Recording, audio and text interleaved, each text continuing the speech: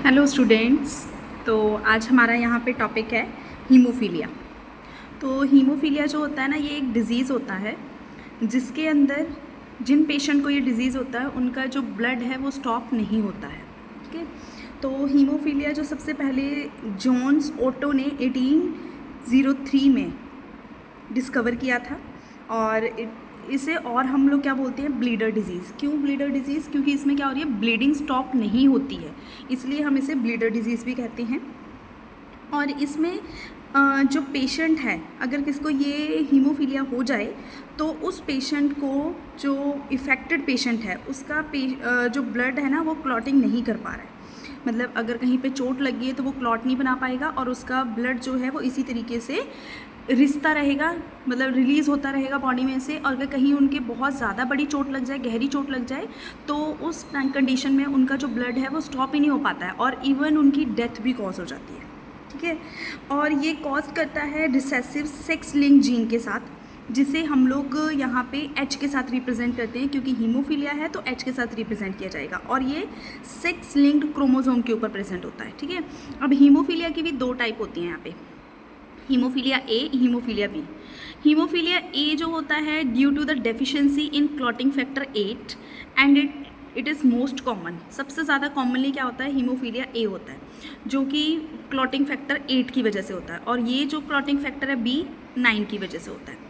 तो यहाँ पर भी क्या होगा, जो फीमेल होगी एज अ कैरियर और हीमोफिलिक की तरह एक्ट करेगी, बट जो मेल होगा वो हीमोफीलिया ही एक्ट करेगा। तो ये मेनली जो प्रॉब्लम होती है ना, सबसे ज़्यादा मेल के अंदर बहुत ज़्यादा देखी जाती है।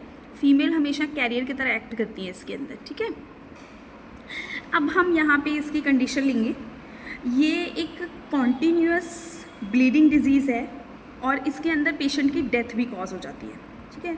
द नॉर्मल जीन, इसके अंदर जो सिंथेसिस फैक्टर्स हैं वो क्लॉटिंग के लिए जो इंजर्ड हैं वो नहीं रिस्पॉन्सिबल हो पाएंगे, मतलब क्लॉटिंग नहीं कर पाएंगे इसके अंदर। तो क्लॉटिंग अगर नहीं हो पा रही है, तो जब क्लॉटिंग नहीं होगी तो अल्टीमेटली उस पर्सन की डेथ ही कॉज हो जाएगी, क्योंकि खून रुक नहीं पाएगा। तो जो ये वाले पेशेंट होते हैं उनके ब्लड के अंदर क्लॉटिंग फैक्टर ना होने की वजह से उनकी डेथ कॉज हो जाती है। और ये जो डिज़ीज़ है सेक्स के ऊपर, जो सेक्स करेक्टर्स हैं उनके ऊपर प्रेजेंट होता है और ये ट्रांसफ़र हो जाता है from one generation to the next generation. अब यहाँ पे हम इसका एक क्रॉस देखेंगे। ठीक है। यहाँ पे हम इसका क्रॉस देख रहे हैं, देखिए नॉर्मल, ये है parents, normal female and a haemophilic male. ठीक है। अब नॉर्मल फीमेल के अंदर एक्स एक्स ही प्रेजेंट होती हैं। ठीक है। अब यहाँ पे जो है हीमोफिलिक मैन होगा तो एक्स के ऊपर ही एच करेक्टर प्रेजेंट है, वाई के ऊपर नहीं होता है। ठीक है। तो जो सेक्स करेक्टर होते हैं एक्स के ऊपर ही होगा। यहाँ पे जैसे मैंने कलर ब्लाइंडनेस भी लास्ट टाइम करवाया था तो सी के साथ रिप्रेजेंट किया था, एक्स के ऊपर ही प्रेजेंट था। तो यहाँ पे ये वाला जो मेल हो गया हीमोफिलिक है, क्योंकि इसके, और यहाँ पे रिप्रेजेंटेशन किसके साथ की हुई है, एच के साथ की हुई है। देखिए ध्यान से, एच के साथ रिप्रेजेंटेशन की हुई है हीमोफिलिक की। अब जब इनकी यहाँ पे गैमीट्स फॉर्मेशन हो जाएगी तो एक्स एक्स सेपरेट हो गए और जो एक्स एच है और वाई है वो भी सेपरेट हो गया यहाँ पे। ठीक है। अब जब हम इसका यहाँ पे क्रॉस ड्रॉ करेंगे, F1 जनरेशन निकालेंगे कि आगे उनके, अगर हम लोग जो मैरी हो जाती है नॉर्मल फीमेल की हीमोफिलिक मैन के साथ, तो फिर उसका जो है यहाँ पे कौन कौन से पॉसिबिलिटीज़ बन सकती हैं कि बेबी की क्या कंडीशन होगी। जो सेपरेशन होगी, बॉक्स बनाया यूनिट्स के, X H Y X X. अब जहाँ पे एक्स एच कंबाइन करेगा एक्स के साथ तो वो कैरियर डॉटर बन जाएगी, क्योंकि इसके एक एक्स के ऊपर एच प्रेजेंट है तो वो कैरियर डॉटर बन गई। यहाँ पे नॉर्मल सन हो गया, क्योंकि कॉम्बिनेशन किसकी हो रही है, एक्स और वाई की कॉम्बिनेशन हो रही है, नॉर्मल सन, एक्स एच और एक्स कैरियर डॉटर बन गई। और यहाँ पे नॉर्मल सन, मतलब पॉसिबिलिटीज़ हैं, जो उनकी डॉटर होंगी वो कैरियर होंगी और जो सन होगा वो नॉर्मल होगा, उसके अंदर कोई भी डिजीज़ नहीं होगा। अगर हीमोफिलिक मैन की मैरिज नॉर्मल फीमेल के साथ हो जाती है तो उनकी डॉटर होंगी, जितनी भी डॉटर होंगी उनकी हमेशा कैरियर ही बनेंगी और जो मेल होंगे वो नॉर्मल ही होंगे। अब हम लोग लेते हैं इसके अंदर नेक्स्ट कंडीशन। नेक्स्ट कंडीशन क्या होगी, देखिए carrier female and normal man. अब कैरियर फीमेल के अंदर क्या हो जाएगा, एक एक्स के ऊपर एच प्रेजेंट हो जाएगा, क्योंकि एक ही एक्स के ऊपर होगा तभी हम उसे कैरियर बोलेंगे। और नॉर्मल मैन क्या हो गया, एक्स वाई, नॉर्मली होता है क्योंकि इसके ऊपर कोई भी एक्स के ऊपर प्रेजेंट नहीं है। अगर इन दोनों की मैरिज हो जाती है तो फिर क्या होगा, यहाँ पे अब आ जाइए हम लोग देखते हैं इसका F1 जनरेशन। अब देखिए फर्स्ट कंडीशन में अगर एक्स एक्स कंबाइन कर रहे हैं दोनों normal girl, X Y normal son. अगर एक्स के ऊपर एच आ जाए और एक एक ऐसा ही है तो कैरियर की गर्ल बन जाएगी और हीमोफिलिक सन। मतलब इसके अंदर कंडीशन है, चारों कंडीशन आ रही है यहाँ पे इसके ऊपर कि नॉर्मल गर्ल, नॉर्मल सन और कैरियर गर्ल और हीमोफिलिक सन, सारी चीज़ें बन सकती हैं। अगर एक एक्स के ऊपर है तो हमेशा वो कैरियर की तरह एक्ट करेगा, नॉट अ डिजीज़। ठीक है, एक एक्स के ऊपर होगा तो हमेशा कैरियर की तरह एक्ट करेगा ये। तो अगर ऐसे वाले फीमेल्स के और मेल की मैरिज हो जाती है, जिनका जो फीमेल है वो कैरी कर रही है डिज़ीज़ को और मेल जो है नॉर्मल है, उस कंडीशन में यहाँ पे उनकी कोई भी पॉसिबिलिटीज़ बन सकती हैं कि नॉर्मल भी हो सकता है, कैरियर भी हो सकता है, नॉर्मल सन भी और हीमोफिलिक सन भी। अब आ जाइए यहाँ पे थर्ड केस के ऊपर। अब थर्ड केस में क्या होगा, कैरियर वुमेन और हीमोफिलिक मेल, मतलब दोनों को ही प्रॉब्लम है।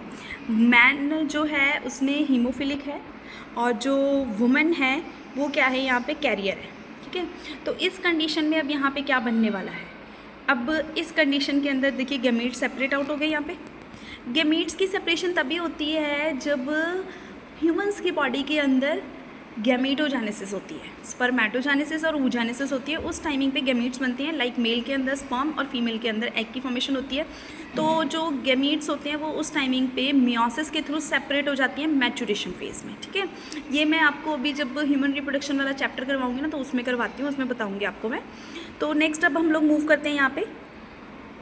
अब देखिए जब हमारे पास ये पुनेट स्क्वायर बनेगा तो इस पुनेट स्क्वायर में क्या आएगा, कैरियर फीमेल, जब दोनों एक्स और एक्स, एक एक्स के ऊपर एच कंबाइन करेगा, carrier girl, normal son, haemophilic girl और हीमोफिलिक सन। इसके अंदर भी यहाँ पे अब कंडीशन आ गई। अब ये आ गया, अगर मदर और फादर दोनों के अंदर डिजीज़ और कैरियर की तरह है तो उनकी एक जो बेबी गर्ल है वो हीमोफिलिक बनेगी। और जो ये हीमोफीलिया आता है that is quite common in a royal family of a Europe. ठीक है, some of it is called also called as a royal disease. इसको और कौन सी डिजीज़ बोलते हैं, रॉयल डिजीज़ बोलते हैं। This disease spread through out the children of the queen Victoria. ये सबसे पहले जो हीमोफिलिक डिजीज़ थी वो क्वीन विक्टोरिया के अंदर देखी गई थी और ये उसके आगे फर्दर बेबीज़ के अंदर भी ट्रांसफ़र हुई थी क्वीन विक्टोरिया से। तो इसलिए हम लोग इसे रॉयल डिजीज़ भी बोलते हैं। और ये यूरोप में सबसे पहले फाइंड आउट हुई थी और रॉयल फैमिली के अंदर फाइंड आउट हुई थी, इसलिए इसे रॉयल डिजीज़ बोलते हैं। क्वीन विक्टोरिया बहुत बड़ी, क्योंकि विक्टोरिया थी, रानी थी वहाँ की, और उनके अंदर ये डिज़ीज़ पाई गई थी। और वो आगे जब उनके बेबीज़ के अंदर देखा गया, उनके ग्रैंड डॉटर्स के अंदर देखा गया, तो उनके अंदर भी ये डिज़ीज़ ट्रांसफॉर्मेशन हो रही थी। तो यहाँ पे बात आती है कि अगर normal female marry with a haemophilic male, तो उसके अंदर कंडीशन है उसकी बेबी जो बनेंगी, गर्ल बनेंगी, वो कैरियर बनेंगी और सन हमेशा नॉर्मल होंगे। अगर हम लोग यहाँ पे लेते हैं कि जो हीमोफिलिक कैरियर है फीमेल और नॉर्मल मेल है, तो उसके चारों कंडीशन पॉसिबल हैं, बट लेकिन उसमें हीमोफिलिक फीमेल नहीं बनेगी।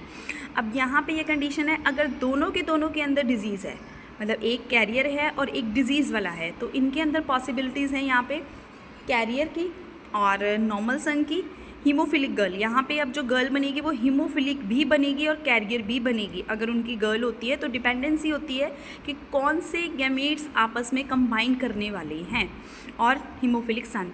तो it's all depend upon the combination of a gametes, not on the other factors. Like जब सेपरेशन होती है ना, तो सेपरेशन के टाइमिंग पे वो डिपेंडेंसी शो करती है कि कौन से गैमीट्स वहाँ पे सेपरेट हुए हैं और कौन से गैमीट्स वहाँ पे आपस में ज्वाइन करने वाले हैं, और ज्वाइनिंग के बाद वो जो गैमीट्स हैं उनमें आगे एक्सप्रेशन कैसे होने वाला है, कि वो डोमिनेंट स्टेज में है कि रिसेसिव स्टेज में, जिसके अकॉर्डिंगली डिजीज़ की फॉर्मेशन होती है।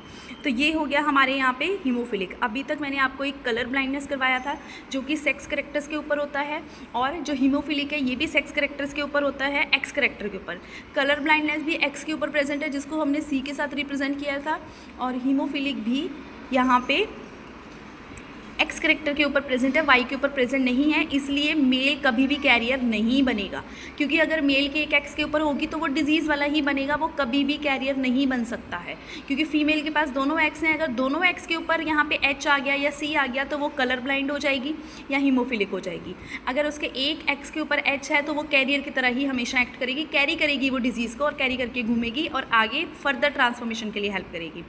बट लेकिन मेल के अंदर वो हमेशा डिजीज़ वाला ही एक्ट करेगा, रहेगा, कभी भी कैरियर की तरह एक्ट नहीं करेगा, क्योंकि मेल के पास एक वाई प्रेजेंट होता है और वाई की वजह से वो यहाँ पे अपने आप को एक्सप्रेशन नहीं दे पा रहा है, मतलब वाई जो है उसके ऊपर कोई भी डिजीज़ नहीं होगी। तो यहाँ पे ये हमारा डिज़ीज़ वाला टॉपिक कंप्लीट होता है। ये बहुत इंपॉर्टेंट टॉपिक है और ये कभी भी आपको एग्ज़ाम में +2 एग्ज़ाम में पूछा जा सकता है कि हीमोफिलिक और कलर ब्लाइंडनेस क्या होते हैं। तो आप उसे पुनेट्स केयर के थ्रू ही एक्सप्रेशन प्रोवाइड करोगे। मेरी वीडियोस को please like, share and subscribe करिए और इसी तरीके से मेरी वीडियोस को वॉच करते रहिए। Thank you students.